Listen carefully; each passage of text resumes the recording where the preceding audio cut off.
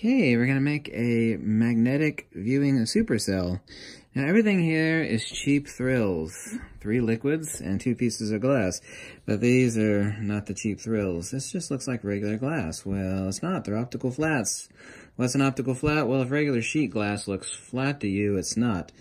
At a microscopic level, it's like Mount Everest as far as how flat it is. This is like Keira Knightley flat. Like, really flat.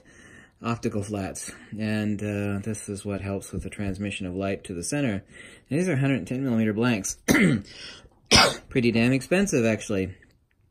The flatter it is optically, the clearer view you have. You can't actually use sheet glass for this, except it's kind of like comparing a Volkswagen to a Lamborghini. So you can use sheet glass if you want like a cheap thrills. What I'm going to use is mouse milk. Yeah, mouse milk. Yeah, right. Make a joke about milking mouse tits, right? Make a joke about yanking on mouse titties. This is actually like a pre-World War II version of WD-40, basically. It is some nasty, it's toluene, naphthalene. This is used in aircraft parts. It's called mouse milk. I'm going to use a couple drops of that, and then I'm going to use 1 drop of a ferrofluid right here. Right? You can actually get this from Emovendo off of eBay.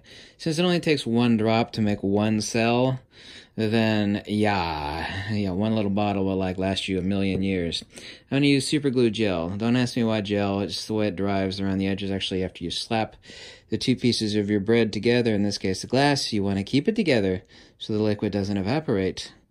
And the best thing to use would be UV curing gel. You actually smear the gel around the edge, then you use a UV light to cure it, but this works as well. And this is the best Loctite gel, and of course, I have my eyedropper here. So, even though I'm going to use a total of 3 drops, after you smash the glass together, ultimately, the only thing that's going to be left is less than a half a drop, because the rest of it, most of it's going to squish out around the edges after you smack it together. And then you need to wipe it off, because you can't glue wet edges, right? It's a trick to making these. Not much of a trick. You have to learn how to hold it while you're wiping it without tearing the glass pieces apart, and then gluing them, and then carefully setting it down, and then letting it cure.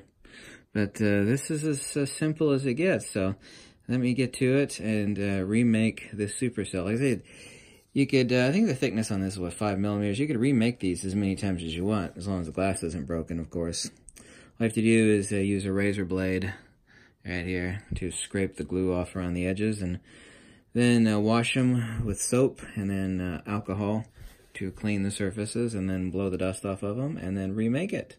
Here we go. So 3 liquids: super glue gel, mouse milk, and ferrofluid. Okay.